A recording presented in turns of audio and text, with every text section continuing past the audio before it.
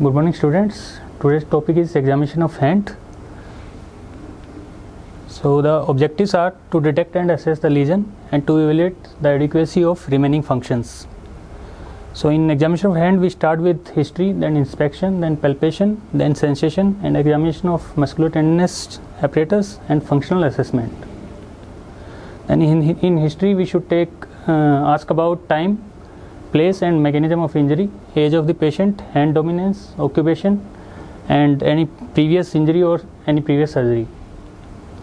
Then in inspection, we start with attitude of hand, and then color of skin, then skin the skin fold thickness, moistness, occupational changes, and in hair, density of hair and the colors of hairs. Then we should check for swelling, any abnormal angulation in bone and joints.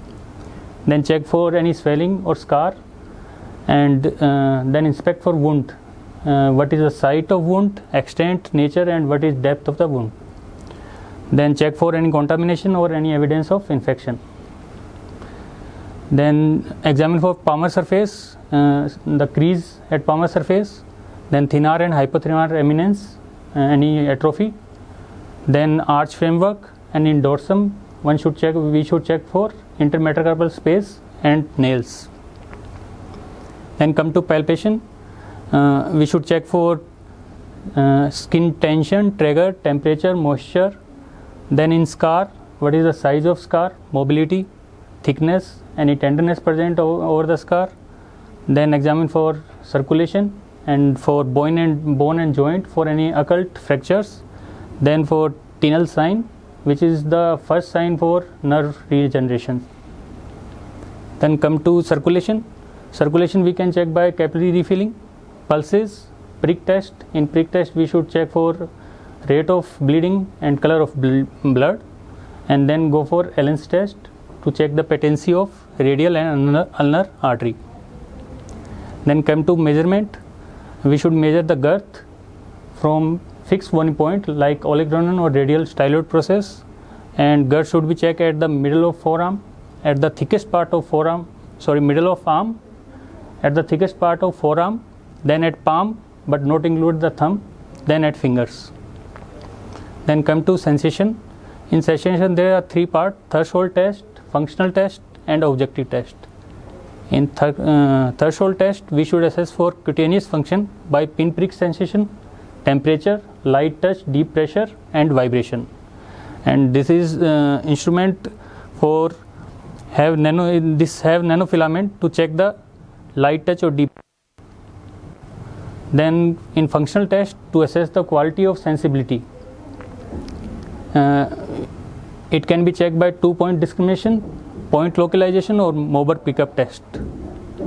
In 2-point discrimination, how the patient can discriminate the 2-point touch. It could be static or dynamic, and these are measurements for poor, normal, or fair. Then for point localization, it demonstrates the refer touch, and in Mober pickup test ask the patient to pick the object of different size and shape and put them in container with blind eye. Then come to objective test, Nin-Hydrate test by check the sweating at the palmar surface, water immersion test for wrinkling, and nerve conduction studies. Then examination of musculotendinous apparatus by examine the hand posture, by check the passive motion to check the tenodesis effect, and active motion and limitation of any movement in hand. This is picture showing the tenodesis effect in normal position or wrist extension and flexion.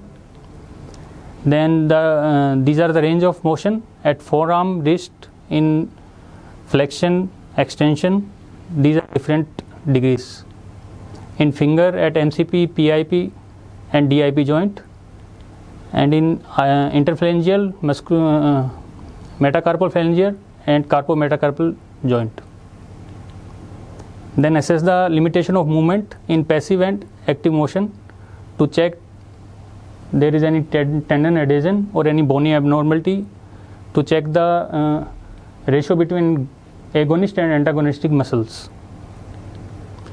Then these are different grips: precision grips, tripod grips, then pulp pinch, then key pinch, hook grip and span. This is power grip. Then muscular tendon function. At elbow we should examine biceps, triceps as shown in picture. Then pronation, which is done by pronator teres and pronator quadratus. Supination by supinator and biceps. Then wrist flexor, flexor carpi radialis and flexor carpi ulnaris and palmaris longus. Then wrist extensor, extensor carpi radialis brevis and extensor carpi radialis longus. Then go for extensor carpi ulnaris. Then check for finger flexion, flexor digitorum profundus and flexor digitorum superficialis. Then finger extensor, extensor digitorum communis, extensor indicis proprius. Then extensor digiti minimi. Then we should check for dorsal interossei by abducting the finger, and palmar interossei can be checked by adduction of finger, to check the adduction of finger. And in thumb, thumb flexor at IP joint is flexor pollicis longus and extension by extensor pollicis longus. And we should check for extensor pollicis brevis and abductor pollicis longus. Then thumb adduction checked by adductor pollicis function. Then these are thenar muscle, abductor flexor and opponens pollicis brevis as shown in picture. We can examine these functions. In hypothenar muscles, abductor, flexor and opponens digiti minimi. These are three muscles. Thank you. This is brief about hand examination. Thank you.